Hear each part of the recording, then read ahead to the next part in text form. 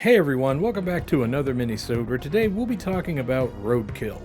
Taking place after a deadly event called the Rot, destroying most of the population of a city called Hell County, RoadKill puts you in the shoes of Mason Strong, a former officer who was left for dead by Axel, his former partner and now leader of the Sentinels, a terrorist organization bent on controlling Hell County.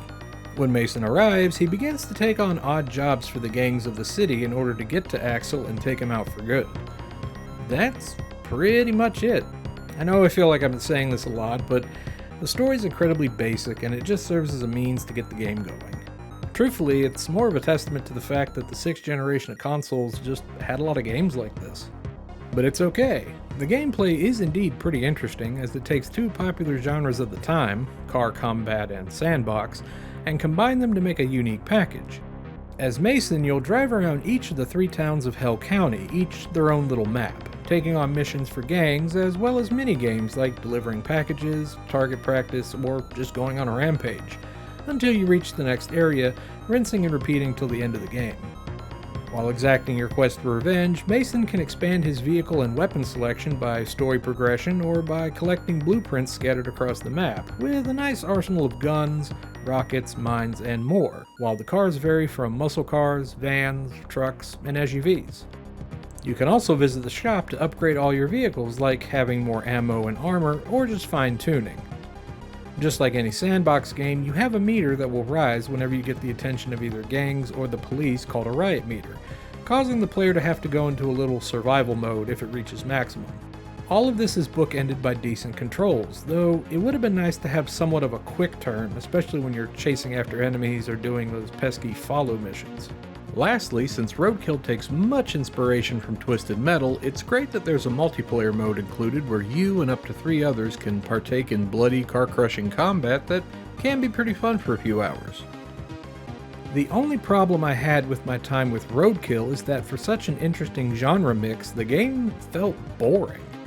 The missions didn't have much variety, with some of them ending in only a minute.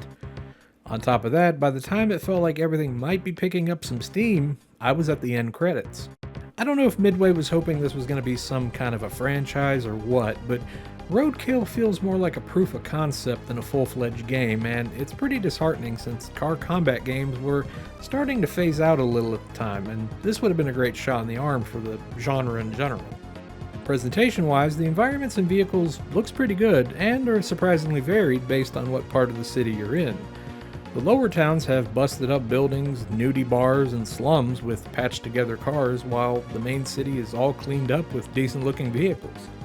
As for people, since you don't see many of them, save for pedestrians, they're not really that detailed. But it doesn't really matter since you mostly just run over them anyway. One thing I do have to mention is RoadKill does have some cool weather effects like rain and even tornadoes that can sweep you away without expecting it at all. With audio, the soundtrack is, again, a big staple of the generation, mostly licensed tracks, with the opening set to Don't Fear the Reaper by Blue Oyster Cult, which actually works pretty well. Like any sandbox game, there's also talk radio stations you can listen to, but I have to admit, the stations here seem to be trying way too hard to be edgy. Trust me, I like edgy stuff, especially in video games, like the commercials and the radio stations in like GTA and Saints Row. I love that stuff.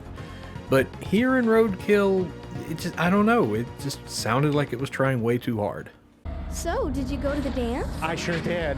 And I used some of the fabric from my little golfer friend to make a parka. Parka. Eskimo, golfer, with such a hot look at that time. I look back at my old photos and just scream, what were we thinking? As for voice acting, it isn't anything special. I mean, it's not bad per se, but again, it tries to be edgy and kind of falls flat on its face.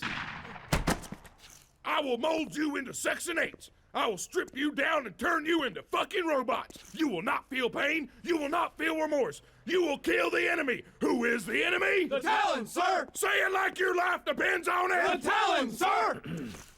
Somehow I doubt you're here to join as a recruit there, sweet cheeks. RoadKill is, above all else, a great idea. Combining the gameplay of Twisted Metal with the open world of Grand Theft Auto sounds really cool. It's just not fully realized here. That's not me saying it's bad to play through, just that right when you're really having fun with it, it's over, making it hard for me to recommend. However, if you're okay with a short trip through the apocalyptic wasteland, you can find it for a decent price. And with that, this is the Dali Popka saying, as always, stay green, my friends. I'll see you next time.